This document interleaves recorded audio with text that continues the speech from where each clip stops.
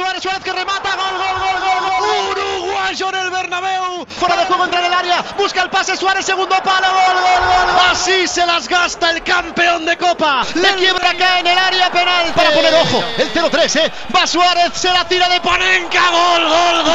En casa de Sergio Ramos. Pero ya en estático busca el pase para Rakitic, vaya pase, solo ante Courtois, un pelín escorado, se la pica, gol.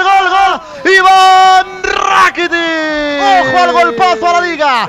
Ojo al golpe que se le asesta al Madrid. Ay, que la ha perdido el Madrid. La primera que viene del Ajax, puede llegar el remate, llega el remate, gol. No me lo creo. Ay, madre mía, lo que ha hecho Tadic, la pelota para Neres, para marcar Neres. Gol. Pega Tadic, se acabó. Gol. Palo, se la come Courtois, gol. Se acabó. Real Madrid 1. Ajax 4, se acabó. Hasta aquí, colorín colorado, la participación del Real Madrid en la máxima competición continental.